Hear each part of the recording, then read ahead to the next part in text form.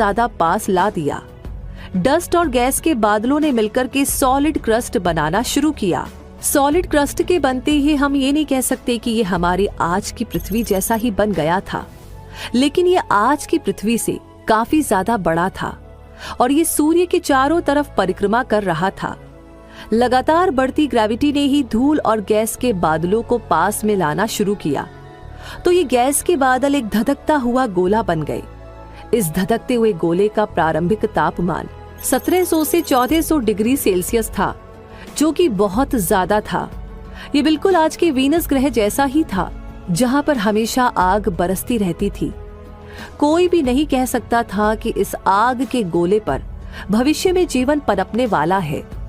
आज की तुलना में उस समय की पृथ्वी का आकार बहुत ज्यादा बड़ा था, लेकिन अचानक ऐसा क्या हुआ कि आग का गोला ठंडा होकर आज की पृथ्वी जैसा बन गया? ऐसा क्या हुआ कि इसका आकार भी कम हो गया? शुरुआती ब्रह्मांड काफी उथल पुथल भरा था। इस समय का जीवन पूरे तरीके से विनाश का था। हर तरफ विनाश ही विनाश हो रहा था। स्थिरता का तो नामो निशान नहीं था।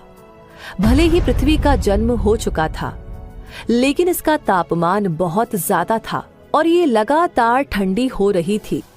मुसीबतें अभी यहाँ पर कम नहीं हुई थी।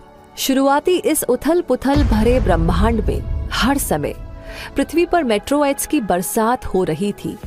हर एक गिरते मेट्रोइड्स की वजह से पृथ्वी पर बड़े बड़े गड्ढों का निर्माण हो रहा था और इस टक्कर से तापमान लगातार बढ़ रहा था, जिसके कारण पृथ्वी की सतह पर आग की लपटों से भरी लावा की नदियां बहने लगी।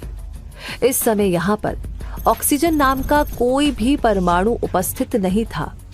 बढ़ते तापमान के कारण यहाँ पर हर समय लाखों की संख्या में ज्वालामुखी फट रहे थे। इस समय की पृथ्वी को देखकर कोई भी कह नहीं सकता था कि भविष्य में यहाँ पर जीवन होगा। पृथ्वी की इस अवस्था को वैज्ञानिक रीडिंग नाम देते हैं। आज से लगभग 4 अरब साल पहले पृथ्वी पर बहने वाले